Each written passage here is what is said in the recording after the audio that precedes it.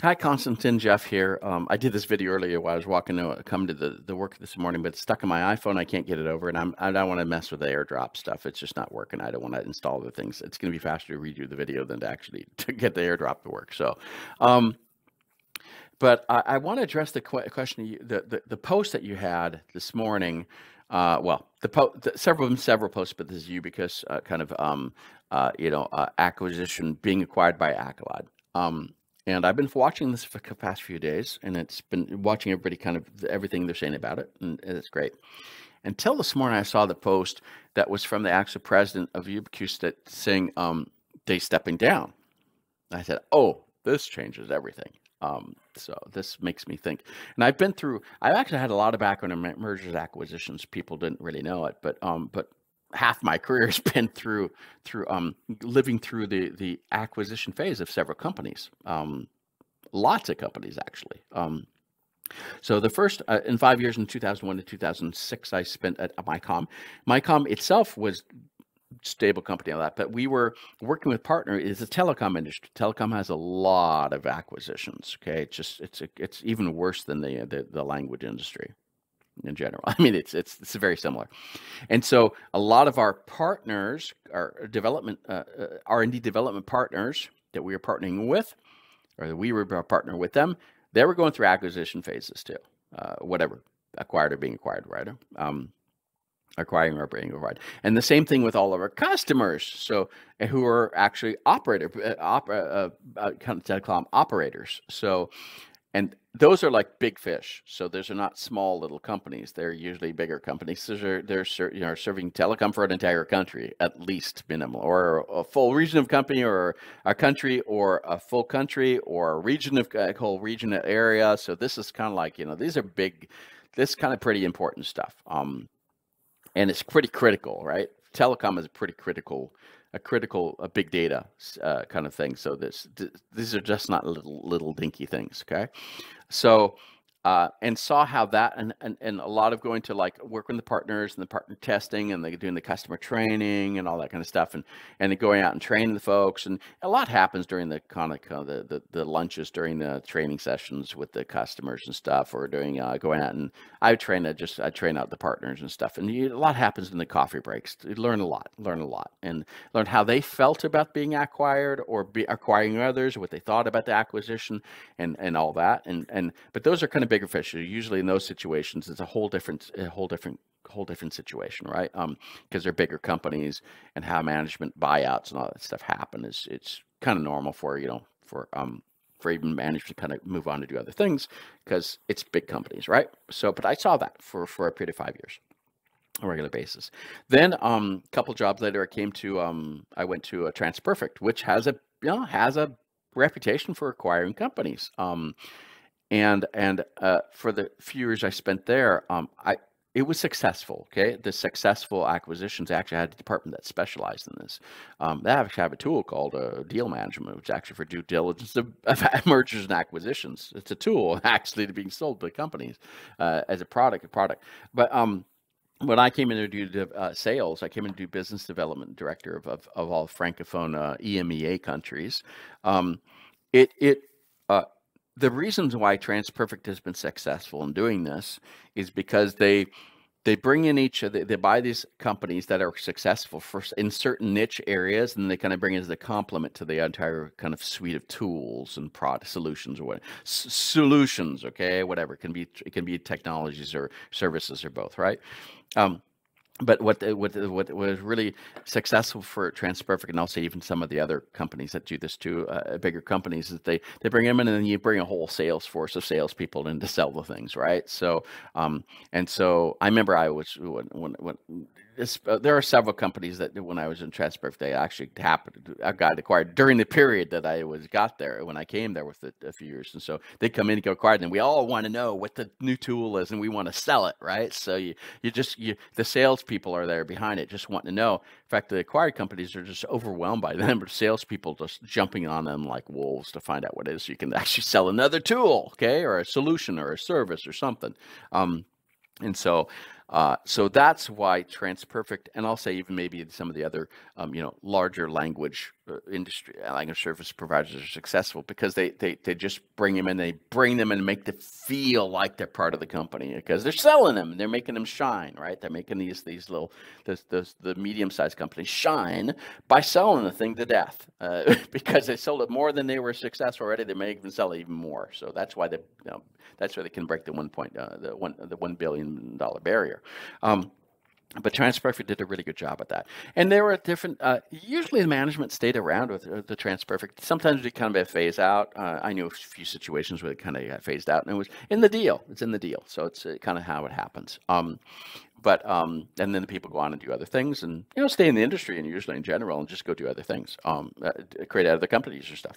So, but those are successful, okay? And the teams felt like they were brought into the family, okay, being adopted. Okay, let's say it that way. I'm adoptive father, so I kind of understand this whole thing of adoption and being adopted, adopting and being adopted also into other communities and stuff. There's a whole thing of identity, right? So that's pretty key in being a successful thing, and how these smaller acquisitions like these. This not like the telecom one, right? This is where a lot of these companies are, 5 to 50 person shows. So that's kind of, let's say that's big. That's how big these things are, at least in the smaller ones. Okay, smaller. Then starting to get bigger as they begin to kind of happen. So and Acolad is kind of a suite of, it's been a series of acquisitions too, and but then so I've seen that pretty successful there because of the sales thing behind the sales mention behind it, and to make them feel as part of the family and to belong, right? Then I came to SAP, and that's a different situation because these are R&D solutions, right? These are like financial products or business intelligence products or all kinds of stuff. And it's a way bigger fish, right? So, but actually, when I came to SAP, it was actually due to be in the onboarding team, the acquisition onboarding team of products. And so I spent 4 years doing that in kind of 2 series of roles. And the interesting thing is I came in for the products that we were starting with, the first 5 products. They had actually been acquired by Business Objects the year before. And then they were, which had been in a bunch of different acquisitions in the kind of product type range, all in the financial products. So there was one acquisition with a bunch of other acquisitions in parallel that were all kind of doing similar things, but not quite. They were all, and then they got acquired by SAP. Well, no, that was by Business Objects. And then the Business Object got acquired by SAP, and that all became an entire division, okay, of products. And so my job was, for the period of 4 or 5 years, was to actually help all those different products align on all their tools, their development tools, bug tracking systems, test plan management, backlog management, project management tools, all kinds of reporting tools, okay, everything, just the whole thing. And so some of these, so I went through several years of, watching how the managers and the executive management, okay, of these acquisitions, how they were helping the teams, because some of these things are like the 15 people teams of the entire company. Some of them were like 2, 3, 4, 5 different teams of 10 of up to 50 people of the company, okay. And they're being bought by a bigger company of 5,000, and then being bought by a company that's 100,000. So let's say kind of that way. And so watching them and how there'd be management, there'd be team meetings and stuff, and some of the team members are kind of frustrated with, well, we're not any small kind of company anymore. We're not a small family anymore. We're part of a bigger thing now. And people kind of felt lost. And it's kind of normal, because this is an organizational management. It's a transformational change, right? We call it transformational change right now. Transformation management, or change management, what do you call this thing? So everyone's kind of going through this. Some people, they're just not used to it, right? And then you come into a bigger company, you got you got 25 more processes to do, right? And you got to do it in bigger tools. You got what you used to do in Excel sheets and stuff, you got to do it in a system, right? And all this kind of stuff. And so I saw a lot of how a lot of the managers, and I was a deputy manager of a test team thing at that time, and just how the manager of all the test teams there handled it, the main manager, and how they handled all the other managers, and how they talked with all the teams, and how they made each of these teams feel like they were trying to coach them through this transformation process, right? And then the vice president kind of level leadership that, the people that running the company became all vice presidents, right, of that division and stuff, and watching how they were positioning things and all that. And it was really it was interesting to watch, to see how they encouraged. And some of the people stayed on for several years and they kind of move on to other jobs too, right? And eventually, but it was a different thing because they were because these were bigger, because those were much bigger fish, a much bigger whale, the final thing, and then be brought in. And then my job was to kind of get them all kind of migrative to other tool sets, which it causes a whole nother thing. It's like, that's really frustrating because they've made all these automated things. Now we got to go into another one. And so I spent 5 years kind of playing a lot of strategic politics on that. But it was good because we got to decide. You got to leverage stuff. You can't have like 25 million tools out there. You got to get things to align and work together and federate them and all that. So, but the whole thing about the acquisitions, and it comes down to the Ubiqus one and Acolad, is how now, with the president, the leader of the acquired company, leaving, this can make people like go, whoa, we're abandoned, we're orphans now. Okay, I'm not kidding. This can happen, and how they feel part of the acquiring company. This is really key. This is really key to success. And it can lead to brain drain or not, depending on if people leave. It's just that they feel like they're part of it or not, and it's how it's going to be handled. And because if the overall leader's gone, it's going to depend on how the other managers kind of get everybody going through this. And it depends how big it is. I don't know. This is a whole kind of we'll see how it rolls out, but. It's a chemistry thing, okay? Sometimes you get the chemistry together, you get the chemicals together, and you can create a mess, or you can create something that works really well, right? So, or it's like a recipe of a meal.